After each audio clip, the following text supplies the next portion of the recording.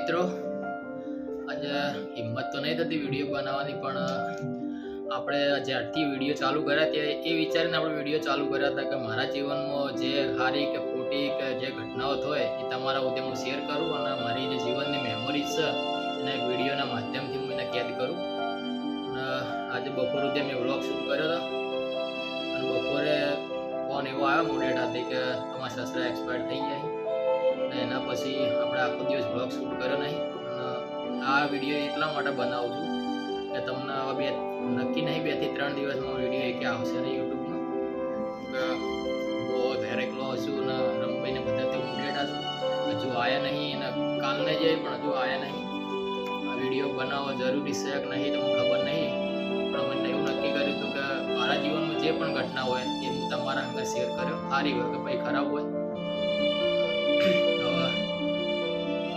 બીજું તો મારા સસરા વિશે હું કંઈ કહી નહીં કહેતો, તમે કે એમના વિશે બધા હું જાણતો નહોતો. જાણવામાં ખૂબ દાડો હું જતો તો એ ખાલી આવો કહેતા, એનાથી વધારે કશું બોલતા નહીં.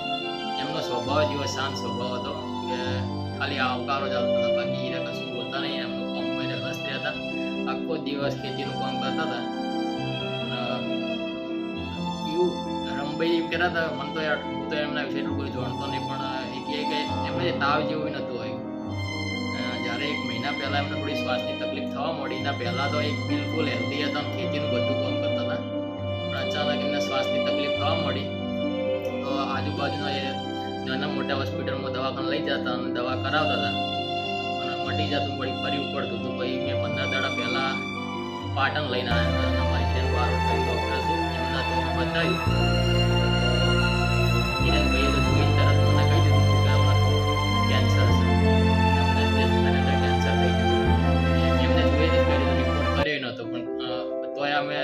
આપણે નક્કી કરવા માટે બીજા દિવસે અમે એ દાડા રવિવાર હતો, બીજા દાડા અમે પછી રિપોર્ટ કરાયા. અને રિપોર્ટ જ્યારે બપોરે આવ્યો ત્યારે એમને કીધું કે અમને ફેફસાનું કેન્સર અને કેન્સર આખું શરીરમાં ફેલાઈ ગયું હતું. તમે મિત્રો વિચાર કરો કે 1 મહિના પહેલાં જ એમને કશું જ નહોતું, આમ તાવ જેવું એમને નહોતું આવતું અને અચાનક આવો રિપોર્ટ આવ્યો કેન્સરનો.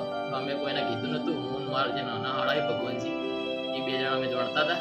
રમભાઈને કીધું નહોતું, પણ ધીમે ધીમે ખબર પડી. પણ અમે મારા સસરા નથી ખબર પડી કે તમને કેન્સર છે, કેમ કે એટલા એ એવા માણસ હતા કે એમને કદી ઇન્જેક્શન લેતા એ બીવાતા હતા. એમને તાવ જેવું આવતું નહોતું અને અચાનક આવું થઈ ગયું. એમને જાણવા નહોતું દીધું, ડૉક્ટરે કહી દીધું હતું કે મટશે તો નહીં, જેમ કે આખું ફેફસાની અંદર કેન્સર ફેલાઈ ગયું. એમની ઉંમર હતી હાઈટ લગભગ 65 થી 70 ઉંમર હશે, એટલે મટવાનો કોઈ ચાન્સ હતો નહીં. ડૉક્ટર કે જે હવે તમારી સેવા થાય કરો. અમે એમને જાણવા નથી દીધું, એમને કહીએ જરા ગભરાઈ જાય. અને આજ અચાનક એ વાતને 15 દાડા થયા અને આજ કાલ વધારે એમની તબિયત બગડીને રમભાઈને કાલે જ જતા રહેતા. અને આજ સવારે 10 કોને લગભગ 10 વાગ્યાની આસપાસ એ ડેવલપ પામ્યા હતા. એટલે હું ત્યાંથી જઈને આવીને જોવો ને અત્યારે 8-9 વાગ્યા નહીં ધોઈને વિડીયો બનાવું છું. વિડીયો બનાવવાનું મેન કારણ મારું બીજું કશું જ નહીં, પણ આ તમને જણાવવા માટે કે હવે થોડા દિવસ અમારો વિડીયો નહીં આવે અને પછી ફરીથી ધીમે ધીમે વિડીયોની શરૂઆત કરશું. બીજું તો એમના વિશે વધારે જાણતો નહીં, પણ એ બહુ એમનો સ્વભાવ તમે કહો ને કે બહુ સીધા માણસ હતા. મારે જ્યારે મેં રમભાઈ જોડે લગ્ન કર્યા ને તો લગભગ મેં 7 વર્ષ સુધી 2012 થી 2018 કે 19 સુધી મેં એમને બોલાયા નતા. તમે વિચારો, અમારા બેના વચ્ચે ઝઘડો જ થતો હતો અને વાત છૂટા છેડા ઉદે પહોંચી ગઈ હતી. પણ તો પણ એ જે મારા સસરા હતા ને એમને મને બીજા બધા મને ઘણું બધું બોલ્યા છે. મારા સસરા મને કોઈ દાડો તુંકારો નહીં આવ્યો કે મને કશું કીધું નહીં. બોલો તમે, એટલા સીધા માણસ હતા. બાકી કોઈની દીકરીનું આવું હોય તો એમનો બાપ ના રહી કે, પણ એમને મને કોઈ દિવસ ખસ નહોતું કીધું કે કોઈ દાડો મને તુંકારો નહોતો આવ્યો. અને જ્યારે હું જાઉં તો મને એ ખાલી આવો એટલું કહેતા અને હાથ મિલાવતા હતા. અને આ ઘણું દુઃખ થાય છે, પણ હવે શું કરીએ, જે ઉપરવાળાની ઈચ્છા. ભગવાન એમની આત્માને શાંતિ આવે, બીજું તો વધારે કશું કહેતો નહીં. હવે 2-3 દિવસમાં વિડીયો નહીં આવે.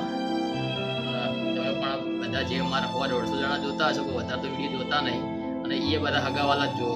એમાં ઘણા બધા મને ઓળખતા નહીં હોય, પણ હવે આ વિડીયોના માધ્યમથી મને ઓળખતા થયા હશો કે આ જે રમભાઈના ઘેરથી છે. તમે બધા પણ ભગવાનને એટલી પ્રાર્થના કરજો કે એમની આત્માને શાંતિ મળે. બસ હવે આટલે વિડીયોનું વિરામ આલું છું. હવે જોઈએ આપણે 2-3 દિવસ પછી ધીમે ધીમે આપણે ફરીથી વિડીયોની શરૂઆત કરીશું. જય માતા.